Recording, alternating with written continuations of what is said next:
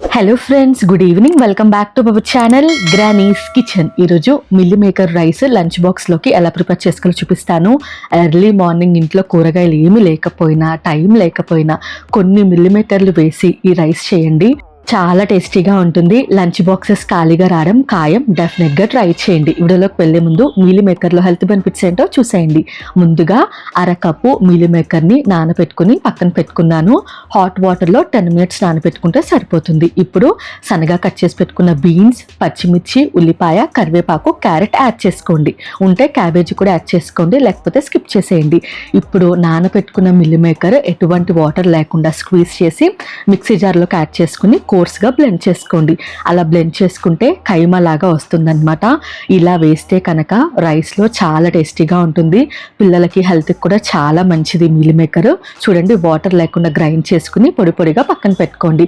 ఇప్పుడు stove on చేసుకుని pan పెట్టుకుని 2 tablespoons ఆయిల్ యాడ్ చేసుకుని ఆయిల్ బాగా హీట్ అయిన తర్వాత కట్ చేసి పెట్టుకున్న కూరగాయలన్నీ యాడ్ చేసి పచ్చివాసన పోయేంత వరకు ఫ్రై చేసుకున్న తర్వాత 1/4 teaspoon అల్లం వెల్లుల్లి పేస్ట్ యాడ్ చేసి అల్లం వెల్లుల్లి పేస్ట్ పచ్చివాసన పోయేంత వరకు ఫ్రై చేసుకున్నాక గ్రైండ్ చేసి పెట్టుకున్న మీల్ మేకర్ యాడ్ చేసి మంటని మీడియం టు లో ఫ్లేమ్లో పెట్టుకొని మీల్ మేకర్లో పచ్చివాసన పోయేంత వరకు ఫ్రై చేసుకోండి. అలా ఫ్రై చేసుకోవడానికి ఒక 5 minutes టైం పడుతుంది.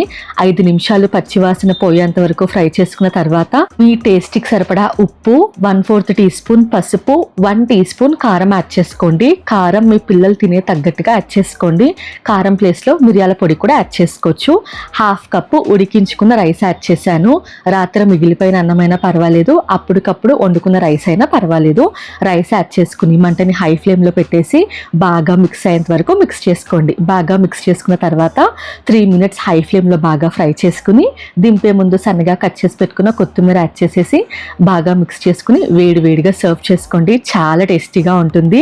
సర్వ్ చేసుకునే ముందు లెమన్ మాత్రం ఖచ్చితంగా యాడ్ చేసుకుని బాగా మిక్స్ చేసుకుని సర్వ్ చేసుకోండి. లెమన్ వాటర్ కొద్దిగా యాడ్ చేయడం వల్ల టేస్ట్ నెక్స్ట్ లెవెల్ ఉంటుంది. ఇంట్లో ఆడవాళ్ళు ఒక్కళ్ళే ఉంటారు కదా, అటువంటప్పుడు ఒక్కరికి వంట చేసుకోబుద్ధి కాదు. అటువంటప్పుడు వాళ్ళు ఈ రైస్ ట్రై చేయండి.